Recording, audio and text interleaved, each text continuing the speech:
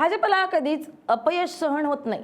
भाजप यश मिळवण्यासाठी साम दाम दंडभेद याचा वापर करते आणि यश मिळवतेच असं म्हटलं जातं। 2014 पासून भारतात मोदी सरकार आहे।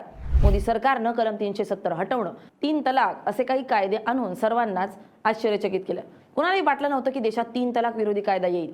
मोदी सरकारनं अनेक धाडसी निर्णय घेतले, तरीही ते डिलिमिटेशन बिल संसदेत मंजूर करताना भाजपला मोठा धक्का बसलाय। विरोधकांनी हे बिल संसदेत पारित होऊ दिलं नाहीये, त्यामुळे आता भाजप साम दाम दंडभेद याचा वापर करून हे बिल पुन्हा संसदेत मांडणार असल्याची चर्चा आहे। यासाठी भाजपनं आम आदमी पार्टीचे खासदार आणि टीएमसीचे खासदार फोडल्याची चर्चा आहे। खरंच भाजपने दोन्ही पक्ष फोडलेत का? भाजप डिलिमिटेशन बिल संसदेत पुन्हा कधी मांडणार? डिलिमिटेशन बिल पारित झालं तर काय होईल? पाहूया त्या व्हिडिओतून।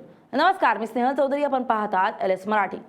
मोदी सरकारच्या तिसऱ्या कार्यकाळातील सर्वात महत्त्वाचे 131वे संविधान दुरुस्ती विधेयक म्हणजेच डिलिमिटेशन बिल नुकतंच संसदेत मांडलं होतं, मात्र ते मंजूर होऊ शकलेलं नाही।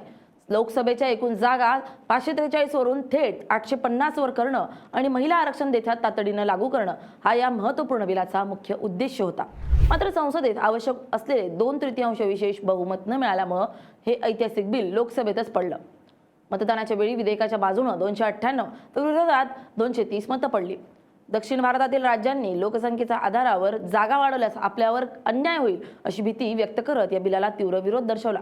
या मोठ्या राजकीय झटक्यानंतर भाजपने हार न मानता हे विधेयक पुन्हा संसदेत आणण्याची जोरदार तयारी सुरू केली। यासाठी भाजपनं इंडिया आघाडीत फूट पाडण्याची सुरुवात केल्याची चर्चा आहे। भाजपनं आवश्यक संख्याबळ जोडण्यास सुरुवात केली आहे।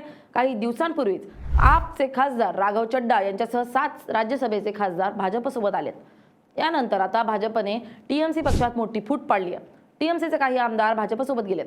त्यानंतर आता टीएमसीचे 20 लोकसभेचे खासदार देखील भाजपसोबत गेलेत। त्यामुळे लवकरच टीएमसी पक्ष ममता बॅनर्जींच्या हातातून जाण्याची शक्यता वर्तवली जाते।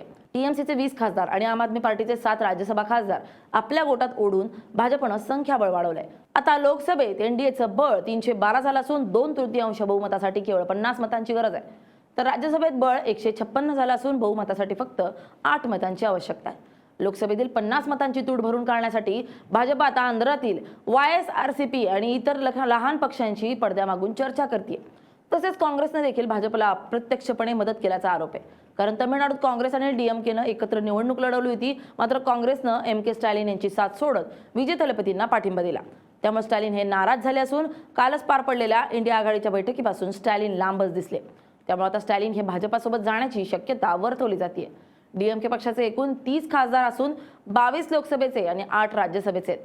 भाजप तमिळनाडूत डीएमकेला पाठिंबा देत स्टॅलिन यांना थेट मुख्यमंत्री पद मिळवून देऊ शकतं किंवा स्टॅलिन यांना केंद्रात मंत्रिपद मिळवून देऊ शकतं। स्टॅलिन सोबत आल्यानंतर भाजपला हे बिल पुन्हा पारित करणं अधिक सोपं होऊन जाईल। 1970च्या दशकात केंद्र सरकारनं सर्व राज्यांना लोकसंख्या नियंत्रणाचं आवाहन केलं होतं। दक्षिण भारतीय राज्यांनी शिक्षण, आरोग्य, जनजागृतीच्या जोरावर हे धोरण अतिशय यशस्वीपणे राबवलं। आपली लोकसंख्या आटोक्यात आणली आणि दक्षिण भारतात मोठा विकास केला। या उलट उत्तर भारतातील राज्यांमध्ये म्हणजेच उत्तर प्रदेश, बिहार, मध्य प्रदेशमध्ये लोकसंख्या वेगानं वाढत राहिली। जर मतदारसंघांची रचना केवळ लोकसंख्येच्या आधारावर केली तर लोकसंख्या वाढवणाऱ्या उत्तर भारताला जास्त जागा मिळतील आणि लोकसंख्या नियंत्रित करणाऱ्या दक्षिण भारताचे संसदेतील महत्त्व कमी होईल।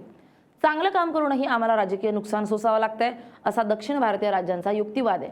त्यामुळे सध्या तरी दक्षिण भारतातील राज्यांचा या बिलला विरोध आहे। बिल कधीपर्यंत पारित होणार? दक्षिण भारतीय राज्यांचा रोष कमी करण्यासाठी सरकार नवीन मसुद्यात काही आर्थिक आणि राजकीय सुरक्षेच्या लेखी अटी जोडण्याची शक्यता आहे।